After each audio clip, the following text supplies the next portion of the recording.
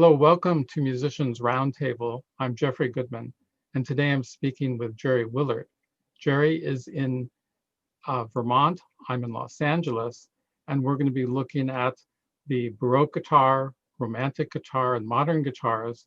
I'd like to begin by talking a little bit about the Baroque guitar. And I know that the guitar music from, for instance, the time of Gaspar Sanz and those generations were often written for the guitar, for the Baroque guitar. So can you tell us a little bit about the Baroque guitar? And I think you have one there. I have one, yes, I do.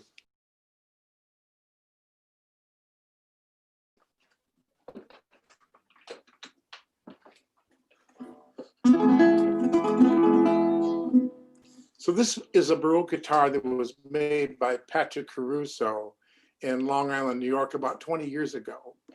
And this guitar, in many ways, changed my life because I remember I was teaching at Stony Brook at the time, and I had to do a guitar course. And I was walking into my into school that day, and I was thinking to myself how much I know about my field since I've been in it for such a long time. And then I started to research the Baroque guitar, and I realized I knew so little. And I was reminded what one of my teachers said: when you begin to realize how little you know is when you're starting to learn something. And so that happened. So that was my own personal introduction to this. But Patrick Caruso made me a very wonderful instrument. As you can see, it's I've scratched it up sadly, but it's got this Baroque spruce on the top, Halfelfichter it's called, and maple on the back and sides.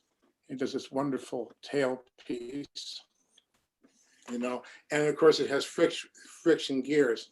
The Baroque guitar really has a 150-year history, and it was known in Spain, in France, and in Italy. And the tuning maintained itself relatively the same. So this tuning that's on here is the same pitches as the modern guitar, but only 5 strings. So there's a single first string, known as a chanterelle, which is singing string. And then there's the next 2 strings are unison, the unison B. And the next string is an octave G with the octave on the thumb side. And the 4th string, it's an octave D with the octave on the thumb side. And the 5th string is a high A, which would be the same A as the 2nd fret of the 3rd string.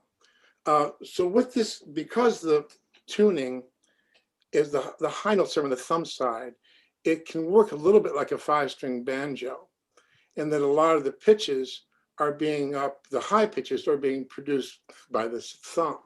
So you wind up with things like a technique called a campanella, which is a bell-like sound, which sounds really difficult to do, but trust me, there's nothing to it.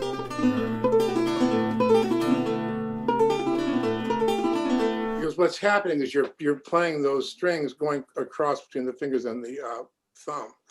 So when I was first learning about the Baroque guitar, I thought to myself that somehow or another they were a more primitive species, and that somehow or another when they really learned about the guitar, they would add the 6th string. But I was thinking in terms of a person that was a bass guitar player, like we have. A guitar is essentially a bass instrument, but in this instrument there's no bass. There's only an implication of bass. So as a result, you don't use the traditional guitar technique with the thumb on the bass and the fingers on the top. Boom, chink. We don't have that. So as a result, there's a lot more strumming.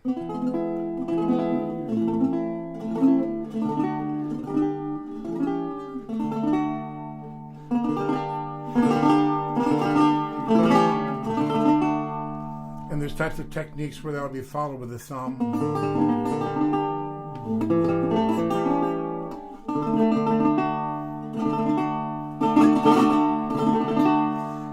And so the sound is quite wonderful. And by doing these types of techniques, it tends to expand the range. The finger will start the raschiato and the thumb will follow. You know, just some more things about it that's very interesting to me is I always thought I would look at the tied-on frets, and I think, my gosh, couldn't they put a fret on there? And actually, the answer was yes. If they wanted to do it, they would have done it. But in that period, the problem of pitch hadn't been worked out. Some people are using a just intonation, a mean intonation, or a tempered. And the movable frets give you much more flexibility. And one of the wonderful things about that period and the way they thought about music was they thought if you could understand how the vibrations work together, you would understand how the universe works. So the fact they were tied on frets were a very important philosophical point. And I just find that wonderful because, there's a tendency always with early music to think that Darwinism has marched forward and has arrived at a pinnacle of you and I. When actually, and if you go back and look at ancient music that way, you're going to get it wrong. Because in terms of the way that they lived and worked and the sound that they wanted, this instrument was perfect. And so you can see that, for instance, a really good example of that, like in terms of the campanielas. I was going to mention there's this little pavane. I'll play more of it later, but there's a part that uses the campanielas, which is this.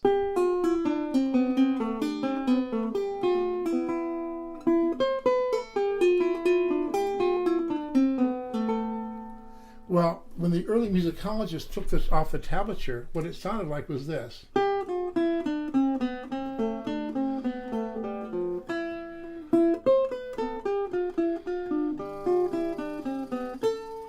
Which is really pretty dull when it's compared to this.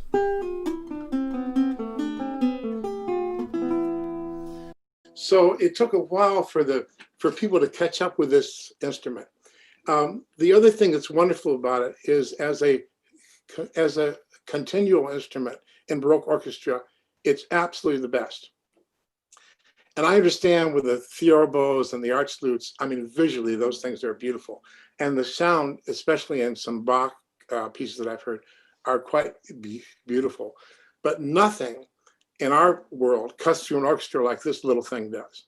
So if I really want to push it, for instance, and when I was doing this Raschiato where I was falling with a thumb, you can go.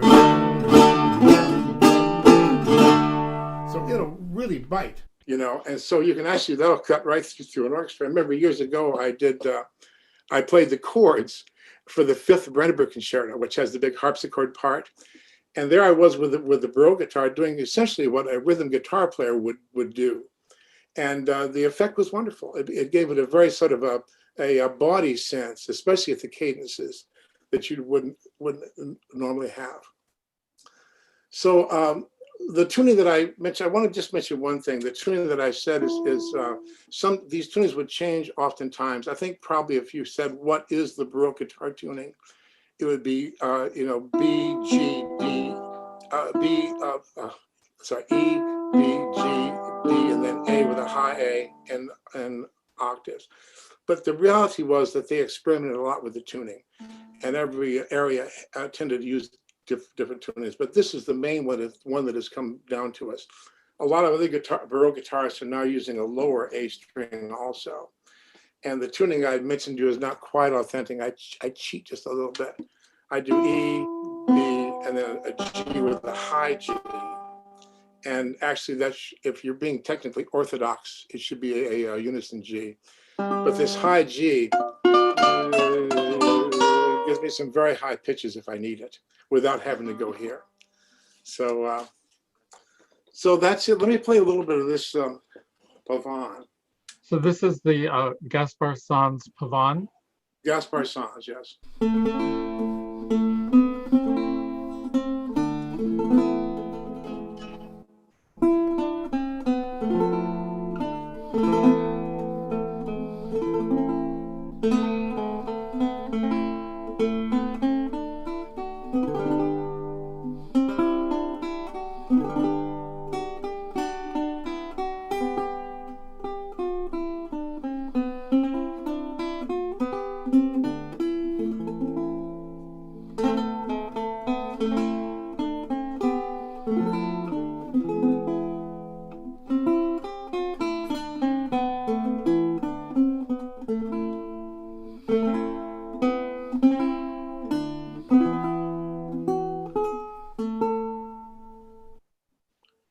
sort of see how you intersperse the raschiato with plucking puntiato with the fingers, free stroke.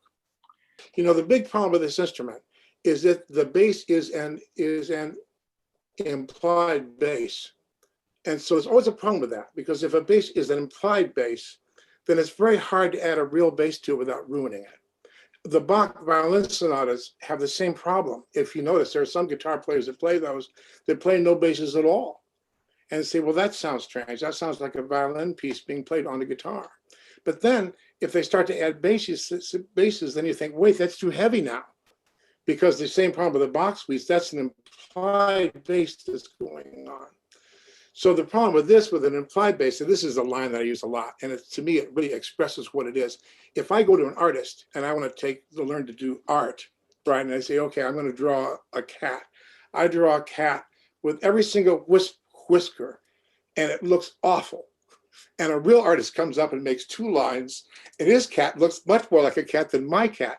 Because my cat, I've tried to make it look like a real cat, while he's only made an implication of a cat. So that happens here. So it's meant to fool the ear. You think you're hearing bass.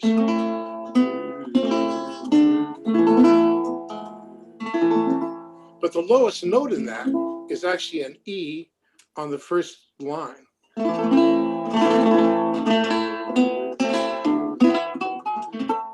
So, and it's meant to fool the ear. So, you know, some of the manuscripts back in those days would look so strange when they tried to write it out in terms of notation, that they would make a note that would say, this is going to look really strange, but trust me, when you play it, it'll sound all right, because the tuning itself is so strange. And you have all these notes that are compressed into a very small area, you know. That's lovely. Now, yeah. was there another, a second piece of Sanz that you were going to play a part of that? Yeah, I think this would be good to show. The Ruggiero, perhaps? Yeah, the Ruggiero. By the way, I love your version of that.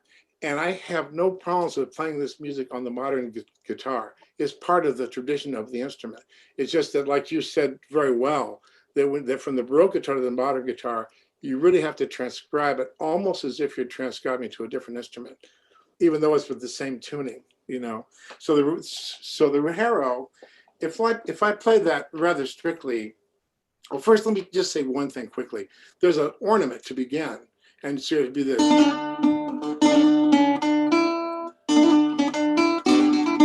Well, on the tablature, it actually tells you to do this. So the ornament comes from the 4th string because of the octave.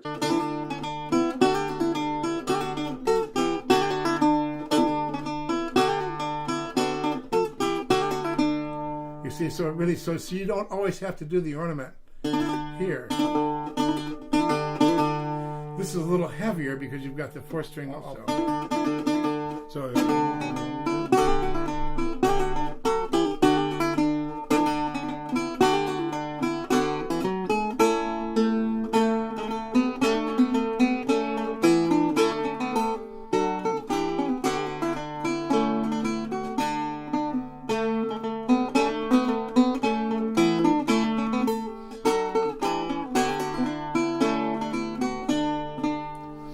now, that's pretty strict the way that it's written.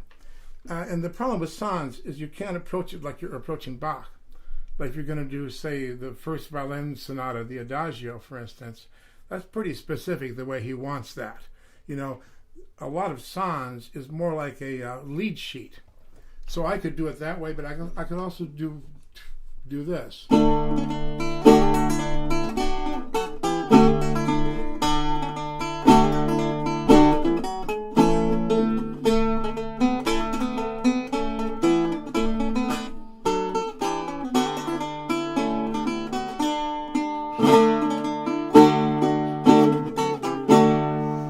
Sort of make it up, you know, and that's just one little. I'm extemporizing that, but then you could also do it and add ornaments too. So you could take this little piece and do something quite grand with it.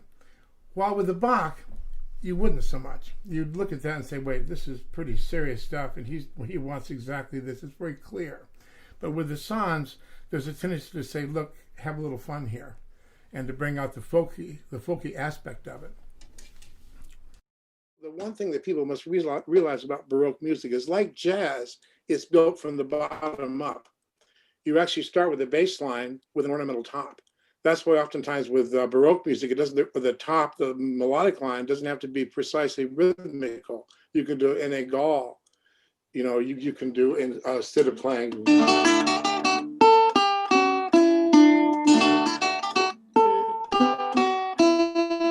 You can play with the rhythm, you know, and so that's a really important point. Even though it doesn't have bass, you know, oftentimes in your situation would be you would be working with a bass player or some sort of bass instrument, you know. Yeah. But you're exactly right. That's how this would have been used in that day. So perhaps we'll come back to this. I was thinking that maybe we could take a look at the early Romantic guitar, yes. And I think we have two of them today, and one is kind of early Romantic, and one is a little bit later Romantic. Now, I might have some tuning problems here. This is a Rene Lacote that was built in, I believe, 1820. He sometimes didn't date these, so there's actually an 18 with a underline, so there's no date. But I talked to David Hershey years ago, who was the curator at the Metropolitan Museum of Art, and he said it was probably 1820 is what he thought. So you can see how it looks, and it's got this wonderful, all kinds of cracks in the back, but a wonderful piece of rosewood. And I've asked many makers about fixing the cracks, and everyone has said no, just leave it. It's been like this for 100 years, you know. So you're better off not to hurt it. So the machine heads are really from the 19th century. But they're probably not original. At least I've been told that probably these were originally friction pegs, and somebody along the line cut this in and put machine heads on it. But as you can see, it's a wonderful example of 19th century work. And of course, they're ivory pegs.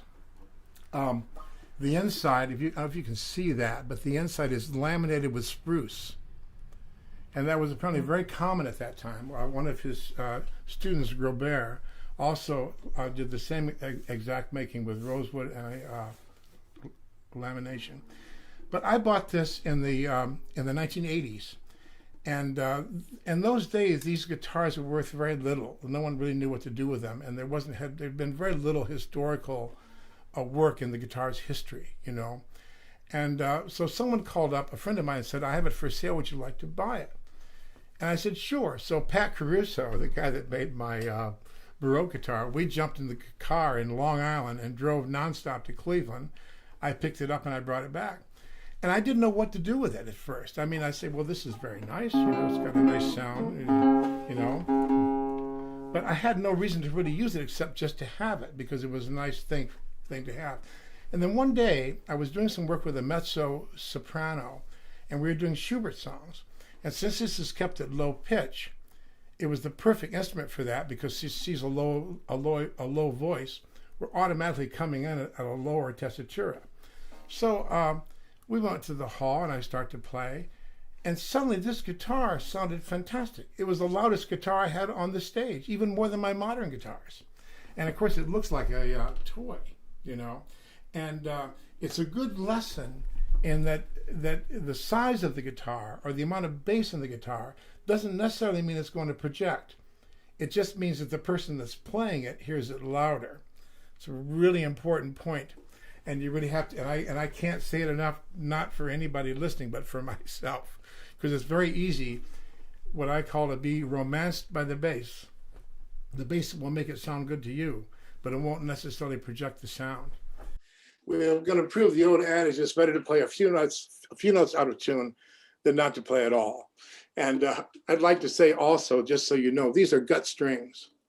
So I hadn't, for many years, I was using nylon on it and keeping it at low pitch. And I went to a friend of mine's house one day who had a Lacote. And I was playing on it, and he said, "By the way, those are gut strings." And I would have thought they were nylon. So in this case, you'll hear it with gut. So just a little bit of this.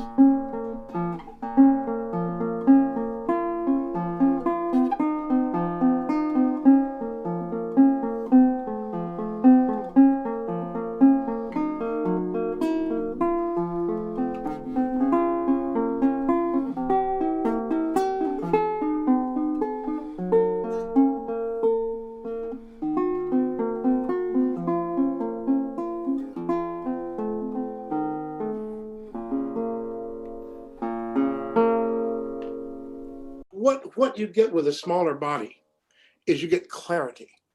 And the big problem with the modern guitar is the lack of clarity. And you find that out once you start to record with it, you find that out right away. Like with these little instruments, all I have to do is turn the mic on and the mic loves them. It just sounds great. I have very little going on here. It's very clear, out of tune, but clear.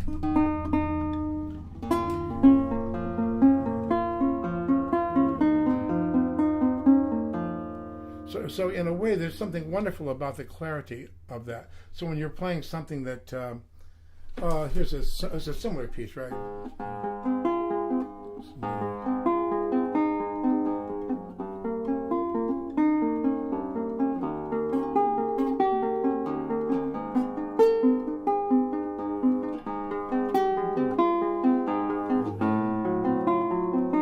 So even though I hit this note rather hard, it doesn't overdo it.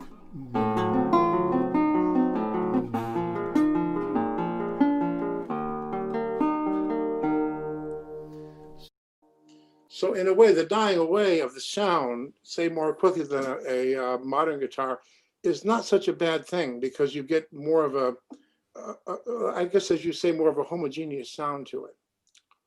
So if I do, let's just try something. Let me go from this to a modern guitar.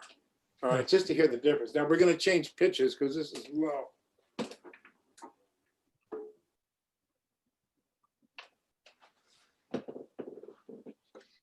So this guitar would have been made about 15 years ago.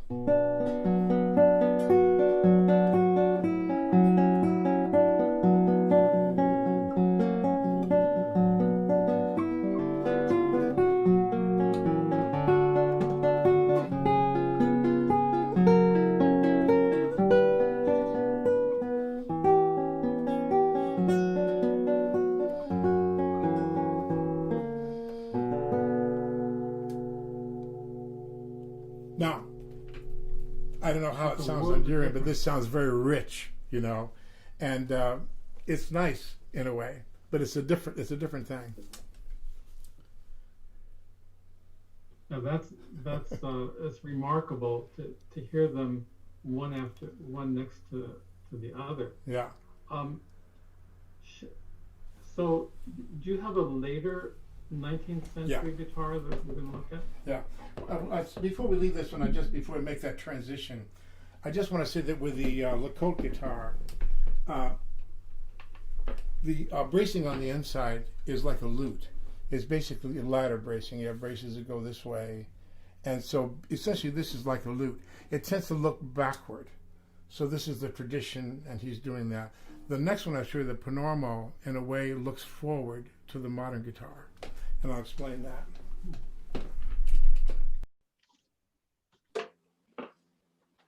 So this also has gut strings. This is a Louis Panormo. And in this case, since we're on the subject, this is fan braced. It's one of the earliest examples of that. And I got this maybe about 6 years ago. And it was a wonderful guitar then. It's a wonderful guitar now. I put a lot of money into it. It had to be rebuilt, which was done by probably the finest expert in this style in Toronto, Canada, Michael Schreiner. And Michael had gone all over Europe collecting blueprints of the insides of guitars. So he brings out a huge box full of things, and he looked at these, and so he was the one that restored this back to what it was. Wow. You can see the kind of bridge it has, you know. Beautiful. Yeah, and the rosewood, of course, in the back is quite lovely. And this was made in 1834. This is signed and dated. The little pins are ivory, and I thought this might have been for a strap, but actually these were, if you put it on the wall, these are to keep the back from touching the wall. Oh. Yeah. Which I think would have been pretty important back in those days. I don't think the heating was quite as consistent as we have it now, you know. So, so these machines are new. I have the original ones, but in 1834, the machines I have were made in 1834. So you can see, so the same music on this instrument.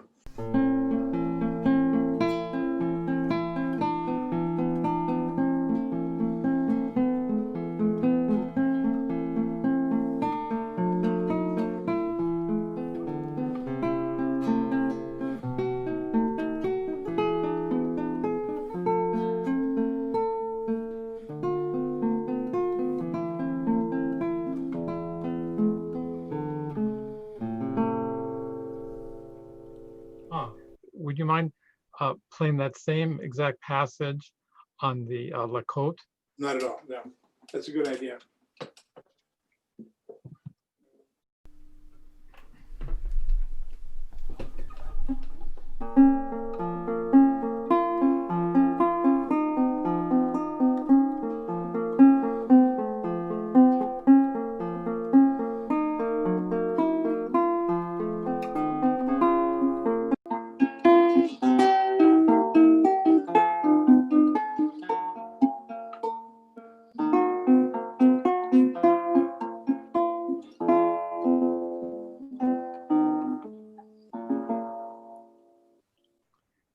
That's for a difference in 14 years, say about 1820 to 1834, it really is a Yeah. world of difference, isn't it? It's a world of difference. I'm not sure also about the 1820 date, because people have also told me, one maker looked at it and said, I think it's 1830. There's no way to know for sure, but some people have said this later. I only say 1820 because that was the date that was originally given to me. But they both would have been contemporary makers, both of which Sor recommended. But the difference is amazing. This is much more lute-like. And if you notice too, it goes up like the lute, the frets go right up to the top, you see. Mm-hmm. You know, but you know, after playing these guitars for many years, if I had to choose one, I would choose this one. And I know that the other one sounds richer, but I have that already with the modern guitars. Mm-hmm. And so with the Panormo, I mean, as much as I love the guitar, I have to apologize to it later for saying this, but I would rather have this. This is more representative to me of the period, while the Panormo is really moving towards a modern guitar. And I'm sure there are a lot of people that are going to disagree with me on that. Well, that's part of the fun of it. Part of the fun, absolutely, yeah. and so what I know from countless enjoyable hours that I've spent with looking at different guitars, it's always great to sit with a great guitar maker or guitar craftsman and compare and listen to different instruments. Yeah. If you had 2 more Lacotes and 2 more Panormos, they would all be different from one another. So absolutely. I would not immediately come to the conclusion that all Lacotes sound like your Lacote and all Panormos sound like that in terms of that differentiation. Exactly. Yeah. There's can be huge differences that are all kind of fascinating and so forth. So one of the questions I would ask you, since we're in the Romantic period, is kind of how has playing these 19th century guitars influenced your thinking about 19th century guitar music, say Sor, Aguado, Giuliani? Absolutely drastic. First of all, if I would recommend anyone to try to study 19th century guitar music, if you're a student and you want to learn to play the guitar, go to the 19th century. That's the place. All the virtuosos are there, and they all did things that were relatively easy, actually. I mean, some things required chops and fingers, but most of it's pretty easy because they had to be able to play it themselves. First rule of being a virtuoso is always play easy music. That sounds great. And so the 19th century guitar music is filled with that repertoire, you know, and that's where you really build up your chops. So what happens is these guys were like rock players. So they had no pedagogy, perhaps, but whatever they made up. Many of them were violin players. So they thought of the guitar in many ways as a large violin. And you see that in the hand position this way. It's almost this, you know, really with the hand here. So as a result, you have people like Mertz and Julian and Sor reaching over with the thumb all the time. So for all you rock guys that are out there playing with the thumb, you don't have to feel bad now because this is a traditional part of the instrument. Mertz even had a sign for it, which was an upside down triangle, which meant you could put your thumb here. Now, I can't do that, but he could, you know, and sometimes he would do it when it's not even necessary because he just was there, you know. Mm-hmm. And there's that aspect. So there's a freedom to the writing. and a freedom to the way that you approach the instrument that opens you up more. I would advise any student to really study closely the Giuliani 120 exercises, and don't do a modern edition, do the original. And you'll see him using the same finger.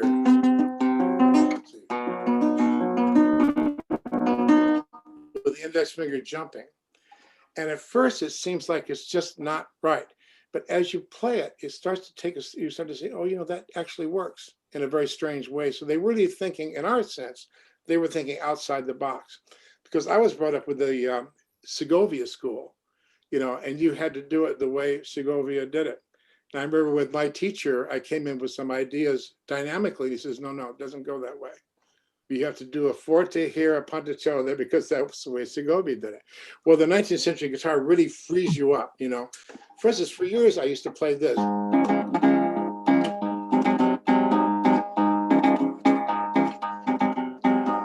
you know, in the piece, this piece, I don't remember how it goes now, but this piece was actually quite fast, you know,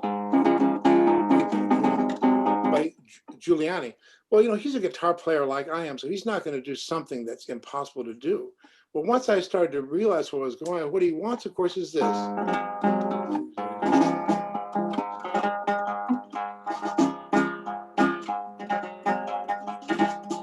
Then it makes sense. Suddenly you're sitting out below the balcony romancing the young lady, and you're doing, looking completely cool, not this.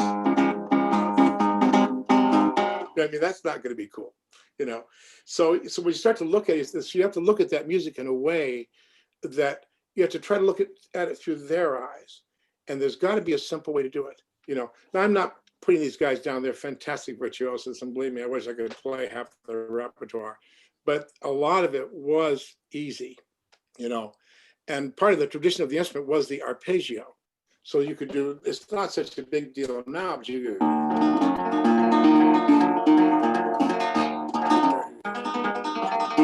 So you get on your carriage in Paris, you wind up in Vienna, you jump out and you go.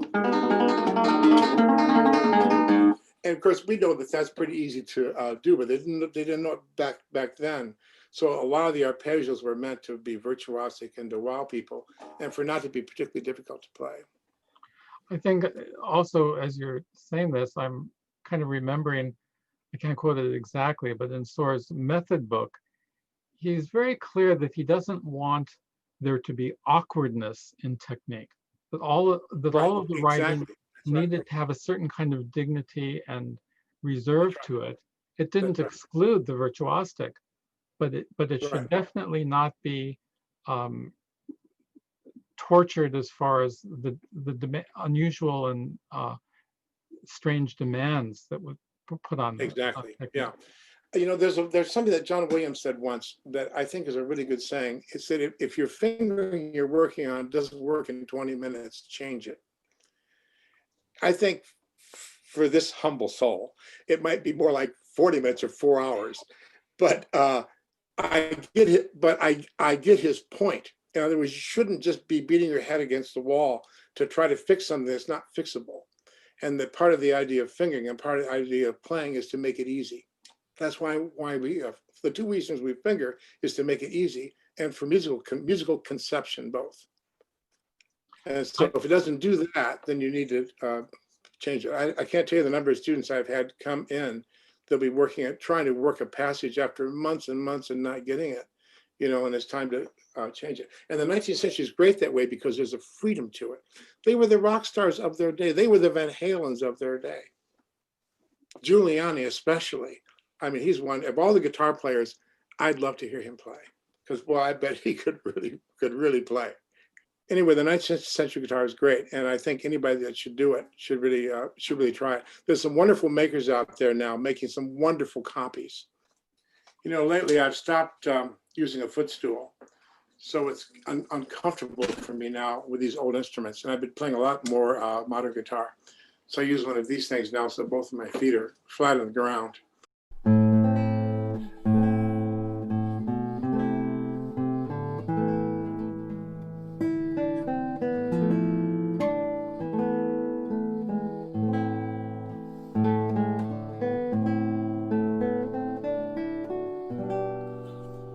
So if I were going to do that on the modern guitar, I would change a lot of that. I would do more. I would do fuller chords and make it more bassy.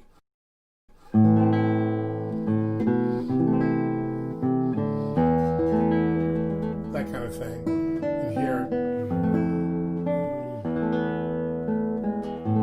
as opposed to this.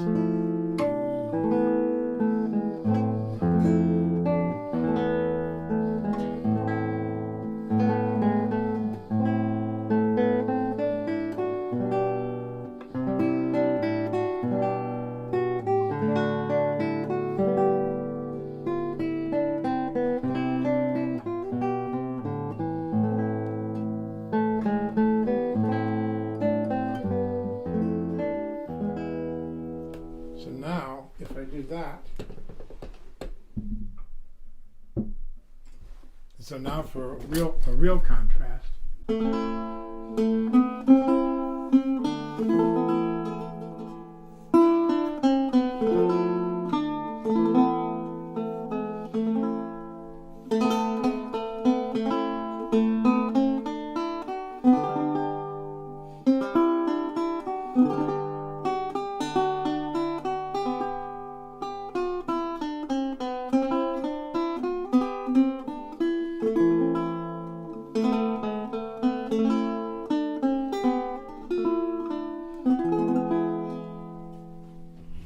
Wow.